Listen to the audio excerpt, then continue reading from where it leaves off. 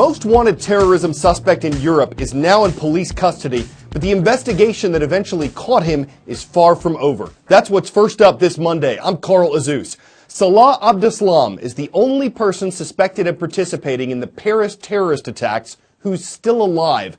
The assault last November killed 130 people and wounded hundreds of others in the French capital.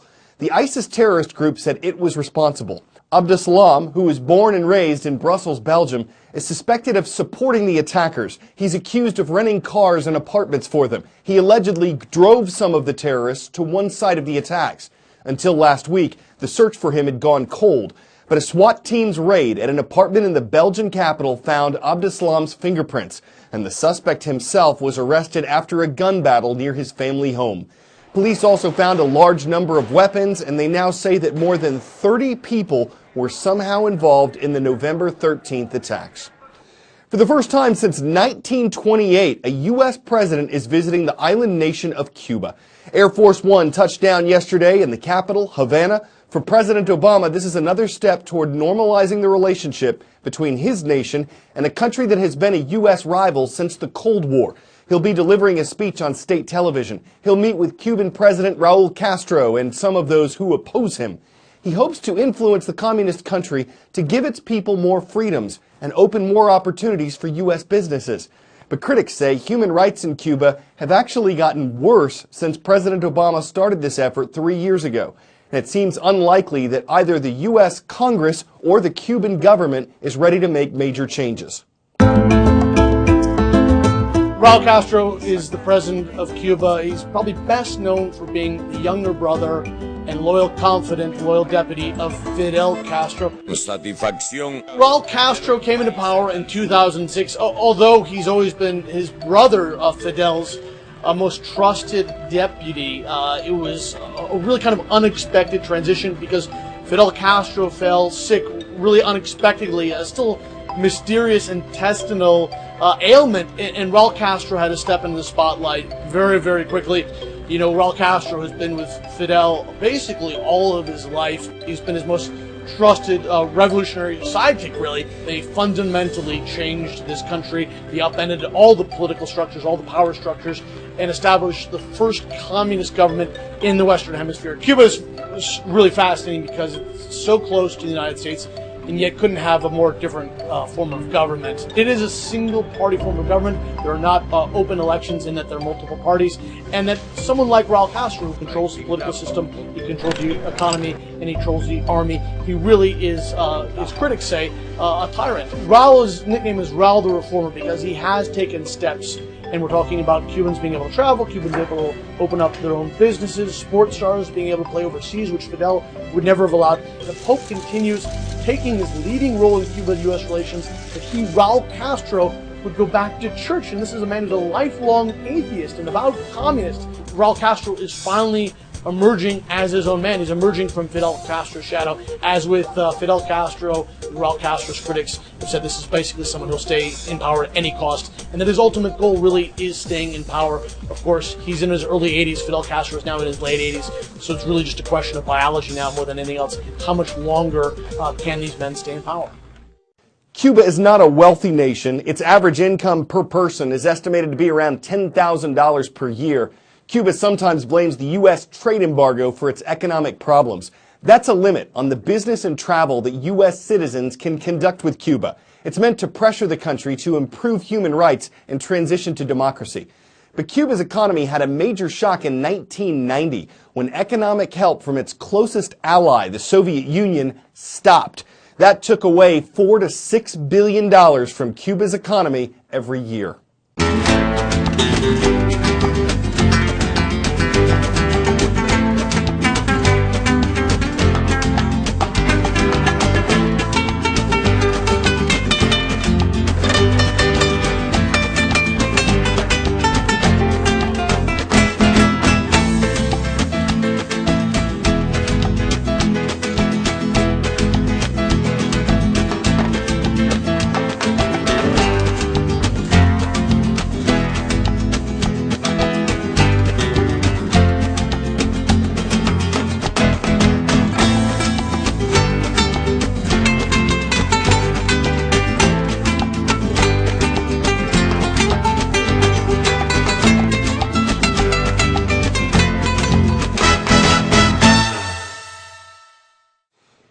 Over the weekend, North Korea launched a pair of ballistic missiles. South Korean officials said one of them flew about 500 miles east toward the ocean. Another projectile disappeared in flight.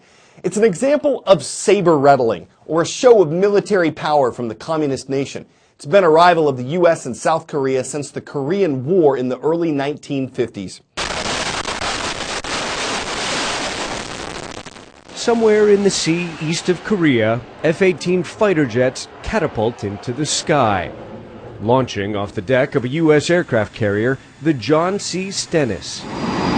This carrier strike group is here as part of annual joint military exercises with South Korea.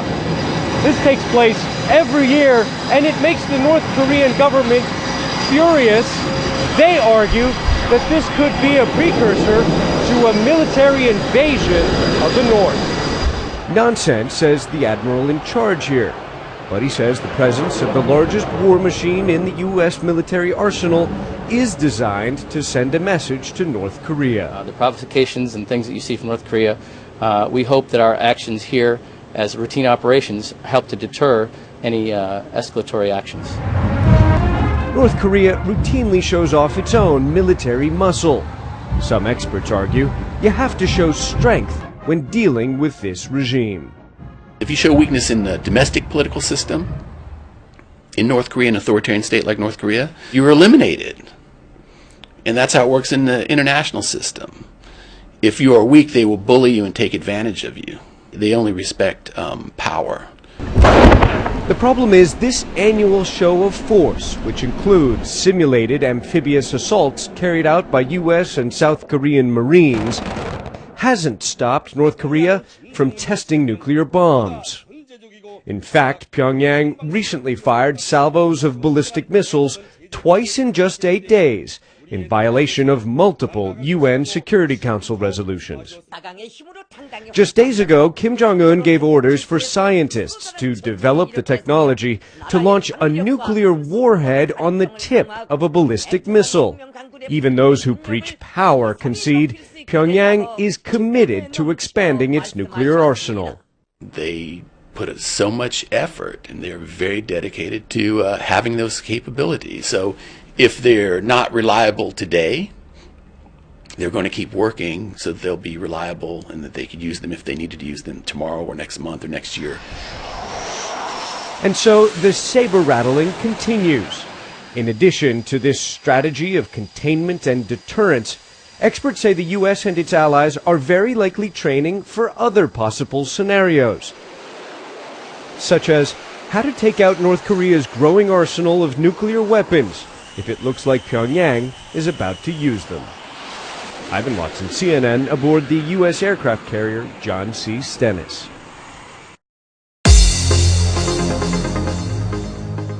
The site, CNNStudentNews.com, the page, Friday's transcript page, the schools on today's roll call, McCracken County High School. It's in Paducah, Kentucky, and it's where the Mustangs roam free. Next to the U.S. Pacific Coast, we're making a stop in Issaquah, Washington.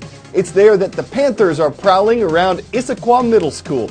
And crossing the Pacific, we come to the island nation of Indonesia, and it's great to see North Jakarta International School watching in Jakarta.